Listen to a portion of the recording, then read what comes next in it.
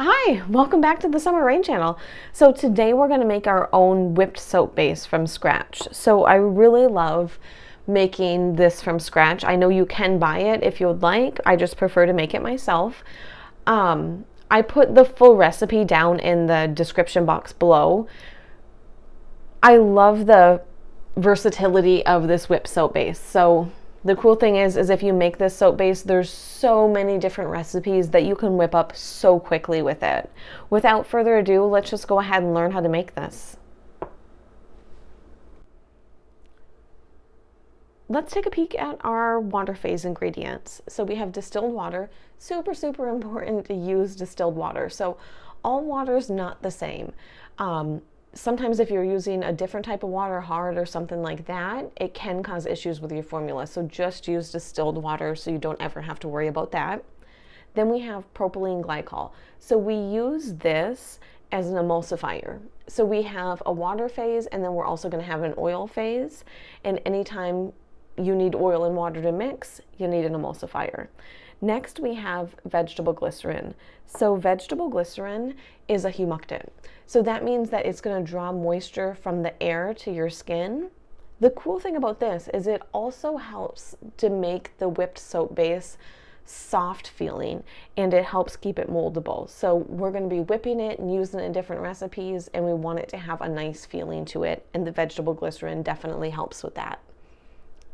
Then we have tetrasodium EDTA, and this just helps with preserving. So typically with a whipped soap base, you're going to make this and then you'll take the base and you'll make different recipes.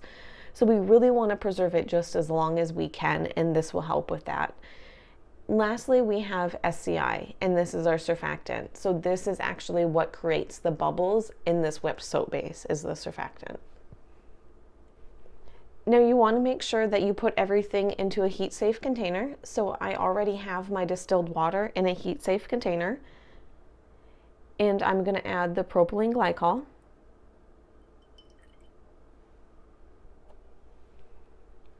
Vegetable glycerin.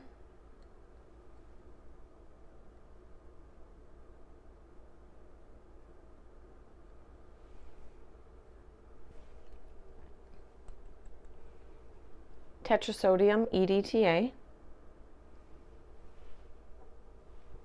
and lastly our surfactant.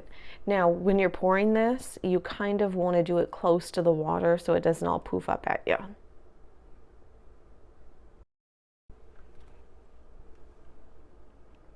And then we'll just mix that in there just a bit.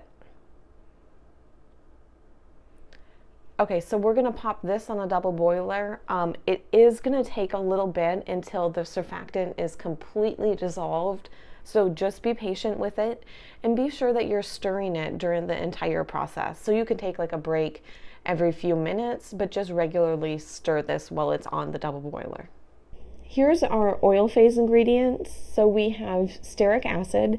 So stearic acid helps to make the soap base feel silky. It also helps to harden everything. So without this, it wouldn't be the consistency of a whipped soap base and be able to hold its form. So you need this to help harden and also for the feel of the soap base. Then we have fractionated coconut oil, which is a lightweight oil, and we have shea butter, which is just a great moisturizer. Go ahead, grab yourself another heat-safe container.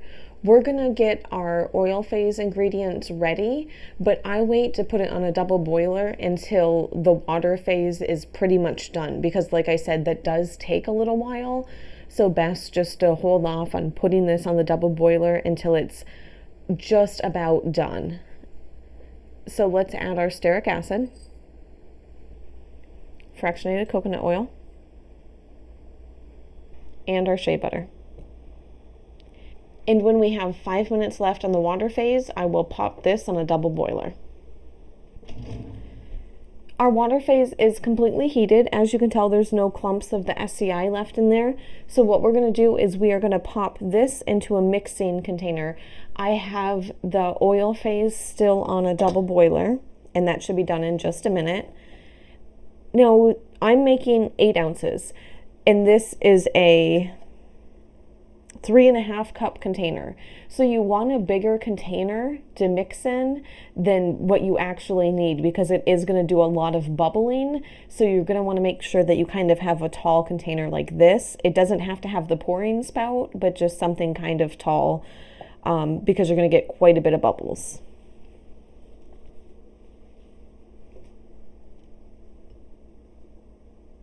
So I'm just going to pop this in here.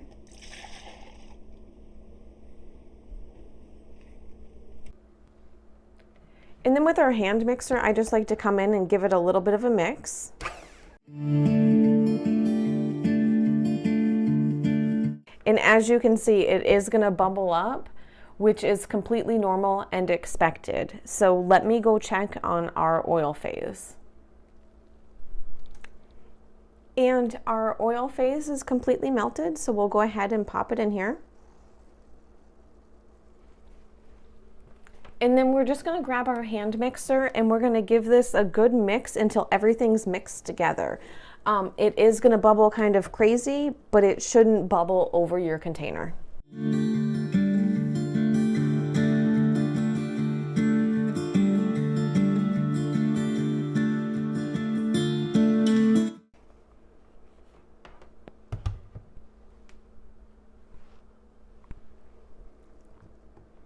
Now, I just want to kind of show you the different consistencies that this whipped soap will go through. So right now, it is very runny, very much like it was just dish soap or something. This will thicken up. It's just going to thicken up as it cools. And you're going to want to wait until your mixture's about 110, 115 Fahrenheit before you put your preservative in. So for now, just go ahead and keep mixing it. And you can either at this point mix it with your spatula, or you can continue to mix it with a hand mixer, completely up to you.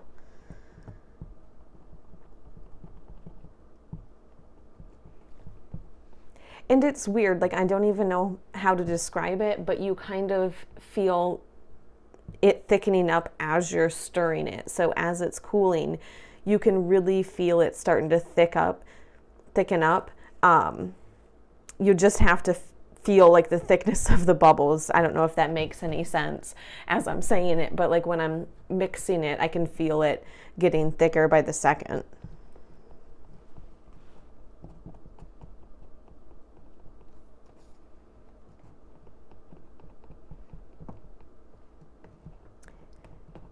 And I'm just going to keep mixing this until it cools down to our desired temperature to put our preservative in.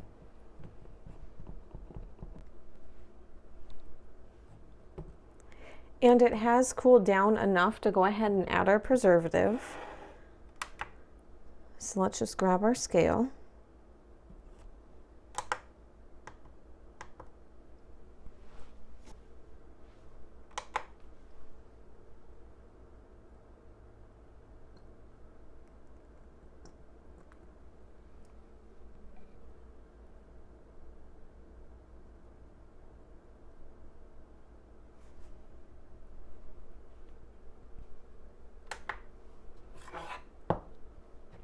And then let's go ahead and mix this one more time with the hand mixer.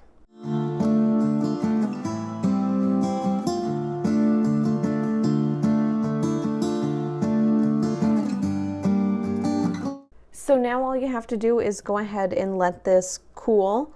I kind of want to show you the consistency right now. I don't know if you can see that it's still pretty runny. So I'm going to let this cool for just a few minutes, and then I'll come back and then I'll show you where it is as far as consistency goes through the process. It's been about 4 minutes, and I'm just going to show you how the consistency is now. See, the top layer is starting to harden up, but the middle is still pretty warm. So we'll just give it a good mix. Now, you don't have to mix it through the process. I just kind of want to show you how it hardens up.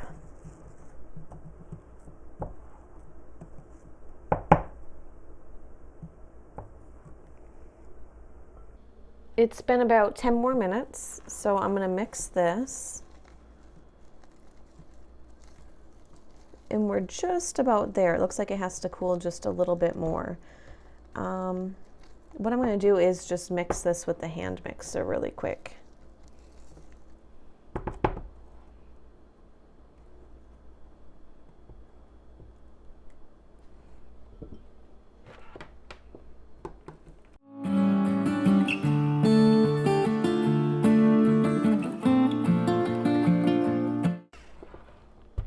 And as you can see, it's not quite cooled completely.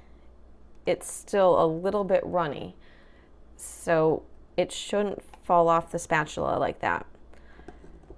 So let's give this another 10 minutes or so and see if it's finished cooling. I let this sit for a little bit longer, geez, I don't know, 15, 20 minutes. And as you can see, it has completely hardened. So it's not falling off the spatula anymore. When you get to this point, it's kind of clunky and weird. It's not a nice, smooth, cloud-like whipped soap. So what you want to do is grab your hand mixer one more time and just give it a good mix, and then you'll see how light and fluffy the soap becomes.